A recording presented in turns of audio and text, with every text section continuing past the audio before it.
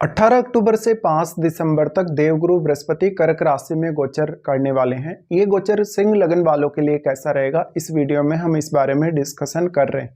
आपके चार्ट में बृहस्पति का ये गोचर होगा 12th हाउस में। 12th हाउस में जहां अब बृहस्पति आपके चार्ट में उच्च की स्थिति में होंगे, तो सबसे पहले आपको अपने बृहस्पति की प्लेसमेंट को देखना होगा कि आपके जन्म के समय के बृहस्पति कैसे स्थिति में है और आपके 12th हाउस में कौन कौन से अन्य ग्रह स्थित हैं और आपके चंद्रमा कैसे स्थिति में है। मान लेते हैं आपके चार्ट में बृहस्पति बहुत अच्छी स्थिति में बैठे हैं और चंद्रमा भी बहुत वेल प्लेस्ड हैं, तो ऐसे बृहस्पति के जो रिजल्ट्स रहेंगे वो काफ़ी अच्छे रहेंगे। बृहस्पति का ये वाला जो स्पीड है इस बार गोचर में वो काफ़ी फास्ट है, लगभग 1.5 महीने के लिए ही ये गोचर करने वाले हैं। तो या तो फिर आप आने वाले समय के लिए प्लानिंग करिए या फिर जो जो काम के लिए अभी आपने पहले से प्लानिंग करके रखा है उन कामों को पूरा करिए।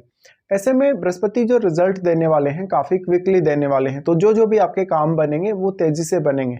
इस दौरान बृहस्पति जो 12th हाउस में ट्रांजिट कर रहे हैं, देखिए आपको कोई भी दान दक्षिणा करना है, कोई भी पूजा पाठ करना है, आध्यात्मिक रूप से आपको कोई भी कार्य करना है तो वो आपके कार्य बनेंगे।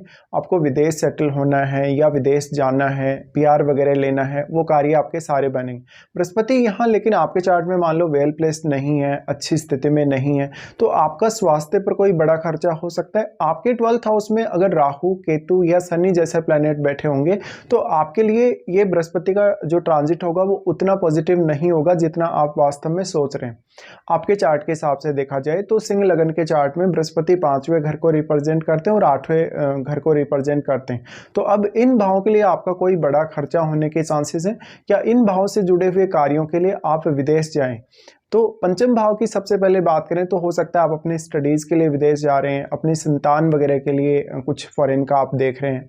ऐसे में आपका इमेजिनेशन काफ़ी अच्छे से काम करेगा क्योंकि 5th लॉर्ड आपका 12th में चला गया गोचर में, तो आपका सोचने समझने का जो तरीका है, विचार करने का जो तरीका है वो थोड़ा और डीप होगा। और यहाँ बृहस्पति अपने अष्टम भाव पे दृष्टि भी डाल रहे हैं, तो अष्टम भाव के मामलों में यहाँ बृहस्पति आपको काफ़ी ज़्यादा सपोर्ट करने वाले हैं। इसके साथ ही आपके लिए फ्यूचर की कोई भी प्लानिंग जो आप लगभग 1 साल के लिए या 1.5 साल के लिए कर रहे हैं वो आपको करके इस समय चलना चाहिए, क्योंकि अगले साल जब बृहस्पति पूर्ण रूप से गोचर करेंगे, सामान्य स्थिति में जब वो आएंगे तो कर्क राशि में उनका जो प्रभाव होगा वो आपको ज़्यादा स्ट्रॉन्ग देखने को मिलेगा। इस समय अगर आपको बृहस्पति की महादशा चल रही है या बृहस्पति मान लो आपके चार्ट में पंचम भाव में बैठे हैं या अष्टम भाव में बैठे हैं आपके जन्म के समय के, तो ये सारे के सारे जो इफेक्ट्स हैं वो आपको काफ़ी स्ट्रांगली देखने को मिलेंगे। इस प्रकार का बृहस्पति है तो आपके पंचम भाव के स्वामी होने की वजह से अगर आपके 12वें भाव में राहु, केतु या शनि जैसे प्लेनेट होंगे तो ऐसा बृहस्पति आपके सिक्स सेंस को काफ़ी मजबूत बनाएगा। ये आपकी मैरिड लाइफ के लिए अच्छा नहीं है, रिलेशनशिप के लिए भी उतना अच्छा नहीं है, क्योंकि साधु संत जैसा ग्रह है, एक बहुत ही सिंपल ग्रह है, तो मैरिज में कहीं ना कहीं असंतुष्टि जरूर सामने आ सकती है। आपका कोई भी ऐसा बिजनेस या कोई भी आपका ऐसा कार्य जो डायरेक्टली या इनडायरेक्टली 12वें भाव से रिलेटेड है तो उन मामलों में आप ज़्यादा बेहतर कर पाएंगे। घर परिवार के लिए कोई बहुत बड़ा खर्चा होगा, परिवार में जो वृद्ध लोग हैं, जो बूढ़े लोग हैं, उनके स्वास्थ्य पर कुछ खर्चे हो सकते हैं।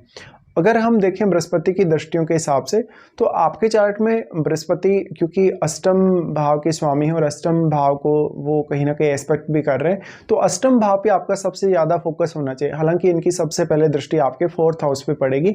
4th हाउस इनके मित्र मंगल का ही घर है, तो अब मंगल के यहाँ घर में 4th हाउस में कोई अन्य ग्रह बैठा है या नहीं, और आपके चार्ट में वास्तव में मंगल कैसी स्थिति में है ये आप जरूर चेक कर लीजिएगा।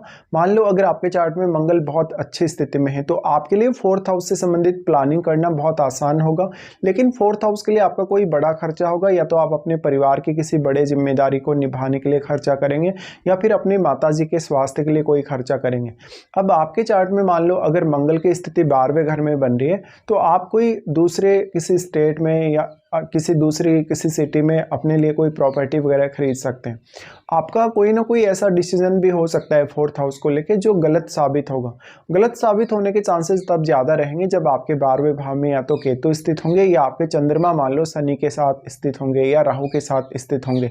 तो यहाँ पे आपके 12वें घर के जो स्वामी हैं चंद्रमा, उनका रोल भी काफ़ी ज़्यादा इंपॉर्टेंट है। इसके साथ साथ आपके यहाँ बृहस्पति जो 4th हाउस पे अपना प्रभाव डाल रहे हैं तो ये स्टूडेंट्स के लिए काफ़ी अच्छा होगा, हालांकि अगर चंद्रमा अच्छी स्थिति में आपके चार्ट में नहीं है तो आपके लिए थोड़ा कंसंट्रेट करना ईजी नहीं होगा शुरुआत में। बृहस्पति लगभग 1.5 महीने तक के लिए आ रहे हैं, तो ये 1.5 महीने में आपको इस गोचर का ज़्यादा से ज़्यादा फायदा उठाना चाहिए और अपने कामों के लिए आपको प्लानिंग से अच्छे से करनी चाहिए। मेनली वैसे हम ये मान सकते हैं कि बृहस्पति आपके पंचम भाव और अष्टम भाव से संबंधित जो आपकी प्लानिंग है उसमें आपको काफ़ी सहयोग करेंगे। उसके बाद ये आपके 6th हाउस को एस्पेक्ट करते हैं। 6th हाउस के लिए बृहस्पति काफ़ी ज़्यादा फेवरेबल साबित होंगे, क्योंकि बृहस्पति ज्ञान को रिप्रेजेंट करते हैं, बुद्धिमत्ता को रिप्रेजेंट करते हैं। तो आपके जीवन में जैसे आपने कोई लोन वगैरह ले रखा है, कोई आर्थिक रूप से आपके जीवन में संकट चल रहा है, आपके कैरियर में कोई दिक्कत आ रही है, आपको कंपटीशन वगैरह फेस करने में अगर समस्या आ रही है, या मान लो आपके बॉस की वजह से आपको दिक्कत है, कलीग्स की वजह से दिक्कत है, उन मामलों में बृहस्पति आपको बेटर अंडरस्टैंडिंग देंगे।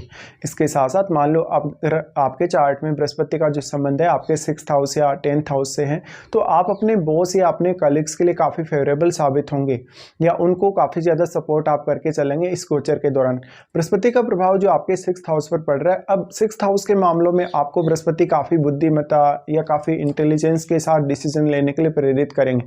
तो यहाँ पे आपको हालांकि काफ़ी डेडिकेशन दिखाना होगा, आपके ऊपर कार्य का जो भार है वो काफ़ी ज़्यादा बढ़ जाएगा, आपके वर्क प्लेस में कोई चेंज हो सकता है या कैरियर में भी कोई बड़ा बदलाव आ सकता है। इसके साथ साथ मेनली इस प्रकार का बृहस्पति आपकी आर्थिक स्थिति को सबसे ज़्यादा प्रभावित करेगा।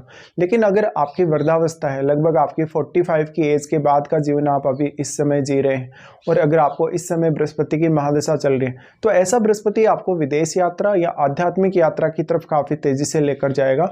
6th हाउस के लिए एक बहुत ही प्रोटेक्शन के मोड में यहाँ बृहस्पति रहेंगे। उसके बाद बृहस्पति अपने ही भाव अष्टम भाव को एस्पेक्ट कर रहे हैं। अष्टम भाव के मामलों में बृहस्पति के मोस्टली रिजल्ट्स अच्छे होंगे, लेकिन आप अष्टम भाव में बैठे हुए ग्रह को जरूर देखिए। अष्टम भाव में मान लो अगर बृहस्पति का ही कोई मित्र ग्रह बैठा होगा, तो वो ग्रह आपके चार्ट में जिन भावों को रिप्रेजेंट कर रहा है उन भावों के लिए आपको प्लानिंग करना आसान होगा। इसी तरीके से 4th हाउस में बैठे हुए ग्रह को भी देखिएगा। 4th हाउस में जो आपके चार्ट में ग्रह बैठा है उस पर क्योंकि बृहस्पति की दृष्टि पड़ रही है, तो आपके 4th हाउस में जो ग्रह बैठा है उससे रिलेटेड जो आपके चार्ट में भाव है, या वो जिन भावों को रिप्रेजेंट कर रहा है आपके चार्ट में, उन भावों से संबंधित डिसीजन लेने में आपको आसानी रहेगी और सोचना विचार करना आसान रहेगा। बृहस्पति का अष्टम भाव पर प्रभाव होने की वजह से मुख्य रूप से आपको यहाँ पर यह देखना होगा कि आपका कोई रिसर्च पर्पज है, या अष्टम भाव से संबंधित आपके किसी भी काम के पर्पज से आप विदेश जाना चाहते हैं, या ऐसे किसी काम से आप विदेश सेटल होना चाहते हैं, तो आपको इनके बारे में विचार अवश्य करना चाहिए, क्योंकि यहाँ बृहस्पति अष्टम भाव के थ्रू आपके जीवन में काफ़ी ज़्यादा फायदा लाने वाले हैं। इसके साथ साथ अष्टम भाव से संबंधित कार्यों में वो आपकी थिंकिंग को काफ़ी डीप बनाएंगे, क्योंकि चंद्रमा के घर में है तो इमेजिनेशन बहुत ज़्यादा अच्छी देंगे। तो ये सारे के सारे प्रभाव आपको देखने को मिलेंगे बृहस्पति के इस गोचर के दौरान।